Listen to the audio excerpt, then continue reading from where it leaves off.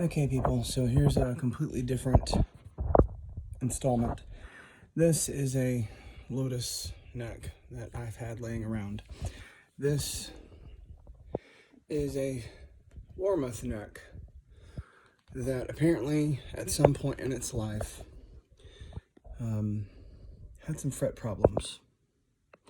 Right here at 11, if you notice, it's still raised because I just replaced it. On this side, don't know if you can see this, but the wood has kind of gotten into the finish here. What that is from is the factory pressing these frets in without the hole being cut or the slot being cut correctly. I took a fret out of this neck at the same length, same millimeters. You notice this one's still sticking out. I'll show you. I'll go ahead and pull it back out so you can see it. Yeah, fret. Fret wire shaped like a T. Probably can't see it that well.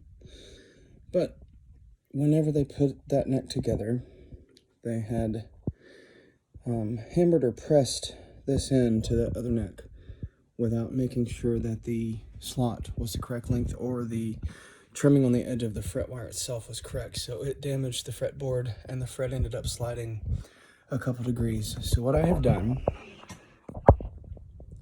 is remove said fret. You can see there's still a little bit of a gap there.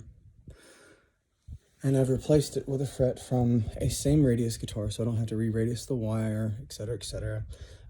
It's obviously a little bit different than the rest in that the end is going to have to be pressed in, of course, which I will do, and I will tell you how to do that. But we press it back in, and then we're going to file and level them all and redress the end so it matches the rest. It will never be perfect because it is a single removed fret. See, slightly different than 10 or 12. 11 is just a little different. So I used a razor blade to get up under it. Once I get a razor blade up under it, I used an old trusty roll-tied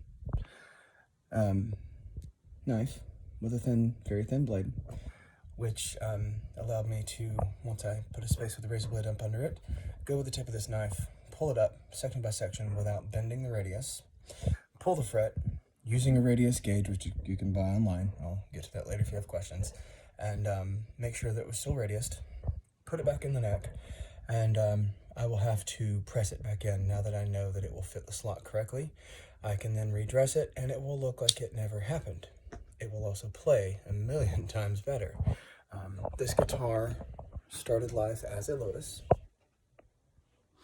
As you can see, it has a red tortoise pick guard and some single coils from Amazon or something in it. This is a Warmoth neck that, as I said, somebody had to do some funny stuff on, or the factory did some funny stuff on, but it is now on the guitar. These are some Guiteau style tuners. They're going to come out of it, and if you notice, this already has a Fender logo on it. Now, the water slides are easy. I'm going to clear coat it in the next couple days, which is why I was going ahead and doing this fret, so that I could clear coat it and show you that process as well. If you have questions, hit me in the comments, shoot me a PM, whatever. You know where I am.